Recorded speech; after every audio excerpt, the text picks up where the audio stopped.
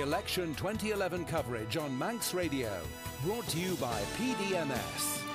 This morning, a politician who won his seat 5 years ago in Douglas South, Bill-Malarkey, was 60 this year, married 3 daughters, so he knows something about stress.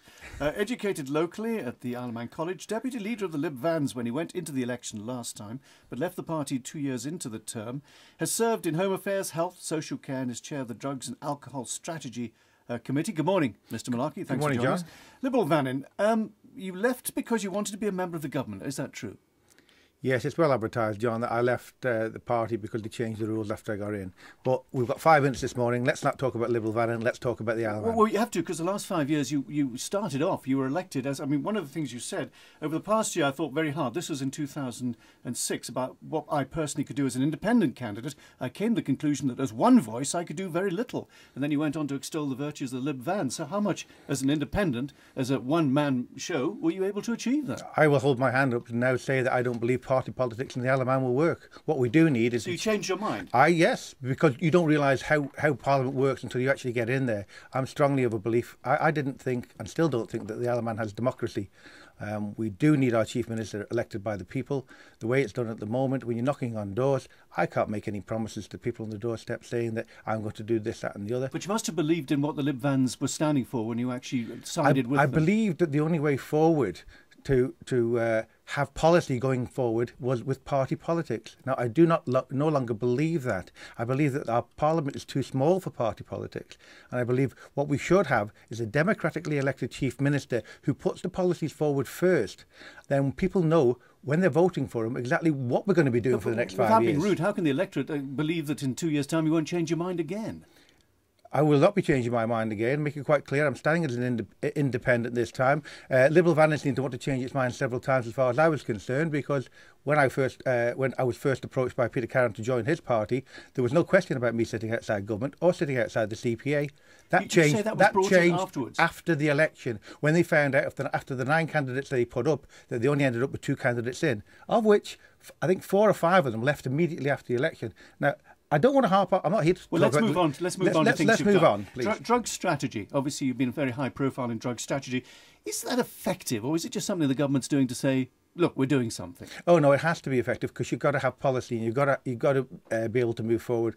There's absolutely no doubt these days that we have to do the mind thought of our children. We have to change how they think towards drugs and alcohol. Are we doing that in the last... We are indeed. I believe now we're going down the right road with the education within schools. A lot of focus is going on to education. We now have a steering group which is chaired by, at the moment, me as a political member, and all the other departments, all working together. Are we being tough enough on it? Are we frightening people away from using drugs? I believe we are. The police attitude is, let's get the people that's selling the drugs, let's get the money that's selling the drugs. So that, from that point of view, we're being very tough, and the prison sentences are being very tough. From a youth point of view, we're not criminalising children like we used to do. We are trying to help them, educate them, and put them in the right direction. We don't want to give them criminal records. We want to guide them. Let's just move on to housing. One of your slogans was nests for people, not nest eggs for investors.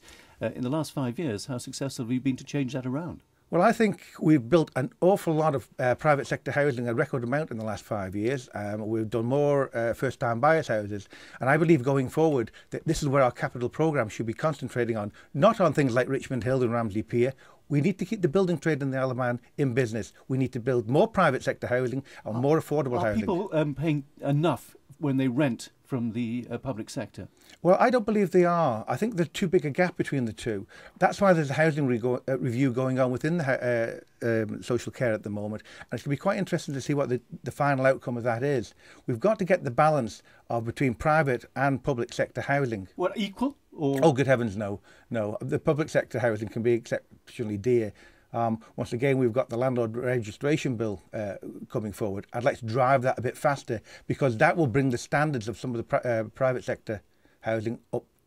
Can I just ask what your relationship is with the other Douglas South MHK? Do you work as a team, or is it completely independently? Oh, I work with David very, very well. We keep each other in the link. For instance? Well, if constituencies, normally when a constituent contacts you, they'll contact maybe both MHKs, or sometimes one.